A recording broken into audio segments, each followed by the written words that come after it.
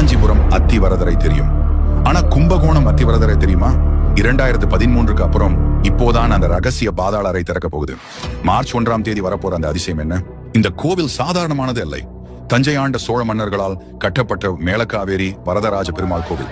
முகலாயர்கள் படையெடுப்பின் போது விலைமதிப்பற்ற அத்தி மரத்தாலான பெருமாள் சிலையை பாதுகாக்க கருவறைக்கு அடியே ஒரு ரகசிய பாதாள அறையை உருவாக்கினாங்க. காத்திருப்பவர் கடவுள் என்றால் அவர் வரதராஜ பெருமாள். உங்களுக்கு வரதராஜ பெருமாள் பிடிக்குமா? லைக் பண்ணுங்க. அத்திவரதர் காஞ்சியில் 40 வருஷம்னா இங்கே 12 வருஷத்துக்கு ஒரு முறைதான் வெளியே வருவார். கடைசியா 2013 தரிசனம் கொடுத்தாரு. அதுக்கு முன்னாடி 98 வருஷங்களுக்கு ஒரு முறை நடக்கிற ஒரு அபூர்வ சுழற்சியும் இந்த சிலைக்கு உண்டுன்னு சொல்லப்படுது. நிலத்தடி நீர் மட்டத்திற்கு கீழே இருட்டான அந்த அறையில இத்தனை வருஷமா பெருமாள் யோக நிலையில இருக்காரு.